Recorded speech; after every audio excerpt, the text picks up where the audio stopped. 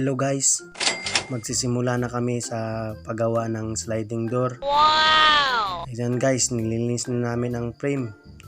Kailangan guys, malinis talaga dahil ito guys, nakabit na talaga tong sliding door namin eh. Kaso pinaayos ko ulit dahil hindi ho pantay. Nadadapat na ho yung sa taas, sa baba hindi, kaya pinaayos ko ulit.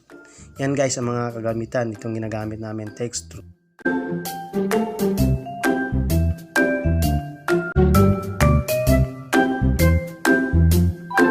Ito guys, yung kasama ko, si Isoy, ito ang Class A Amazon. Wow!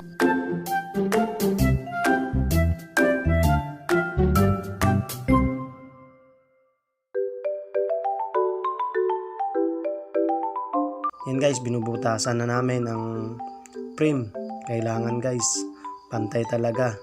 Kung anong sukat sa kabila, ganun din sa kabila. Sa baba, kung anong sukat sa baba, ganyan din sa taas. Para magka-label talaga. Kailangan gagamitan mo talaga ng label hose to para magpantay talaga. Ito guys, yung kasama ko guys. Grabe, maraming alam to guys.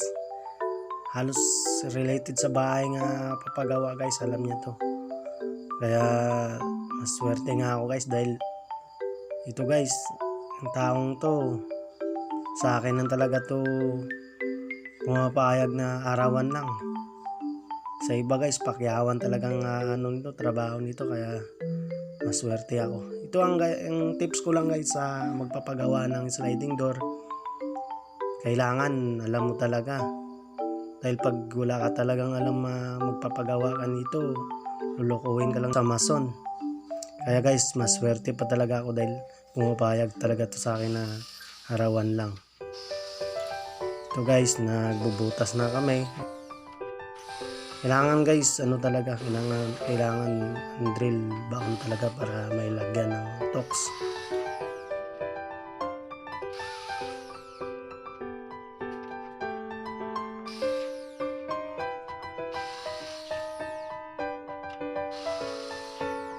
Ito guys, kailangan nakabaon talaga guys bago lagyan ng texture.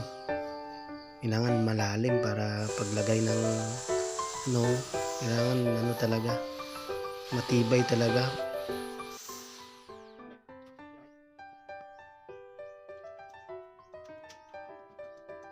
Nagulat talaga sa akin yung kasama ko guys, akala niya hindi ko marunong magbabarina guys eh. Hindi niya lang alam guys na halos din na trabaho guys sa may related din sa bahay, alam ko din eh.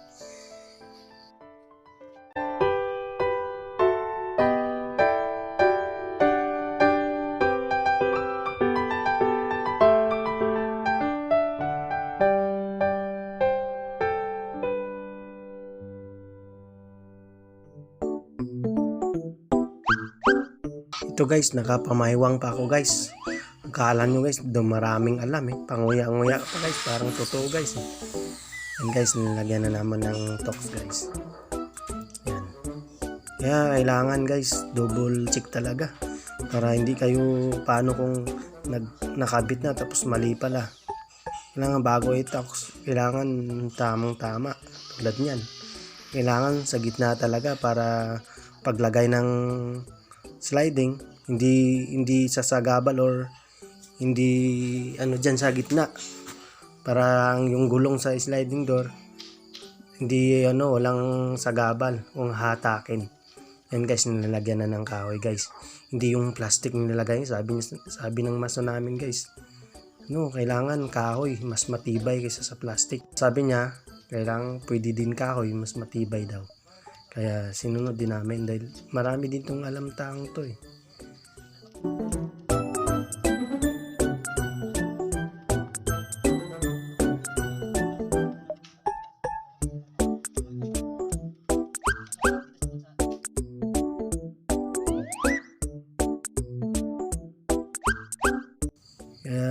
Minsan guys, sa sobrang daming alam niya, minsan nakakalimutan niya ng maligo eh. Patay. Patay ako guys pag malaman ng mason ko guys. Yayari ako nito. Sana guys, mapamanood niya to. Siguro matutuwa sa akin to. Yun guys. Pero sana hindi siya magalit kahit mabait naman taong to eh.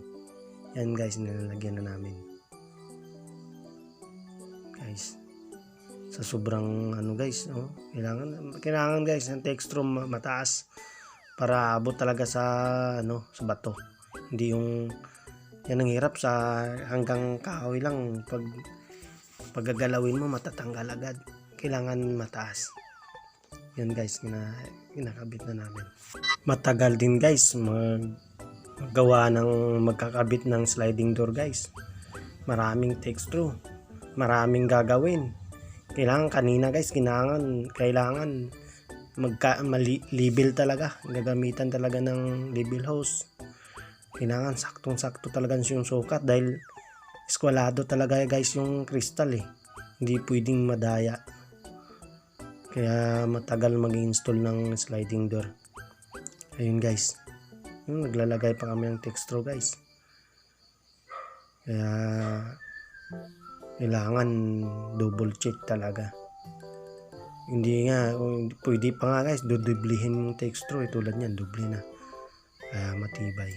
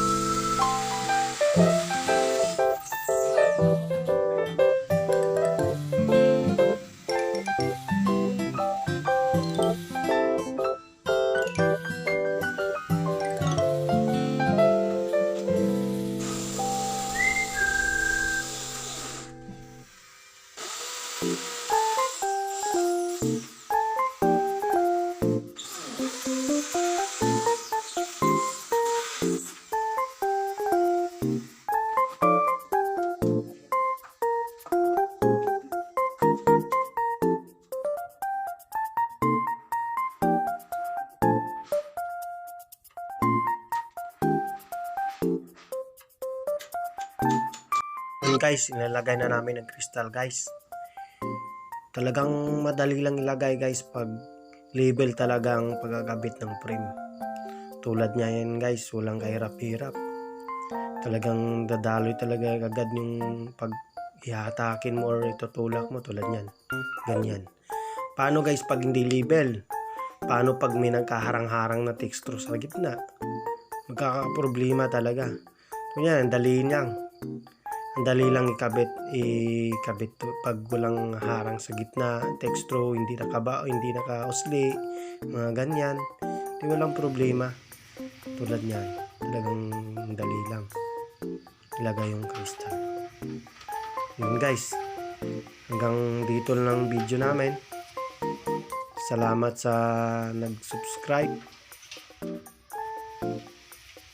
Nga pala, bago tapusin ang video ito, paki-like lang ang aking YouTube channel. Paki-subscribe na din guys. Paki-hit lang din ang notification bell para updated kayo sa lahat ng aming i-upload na video.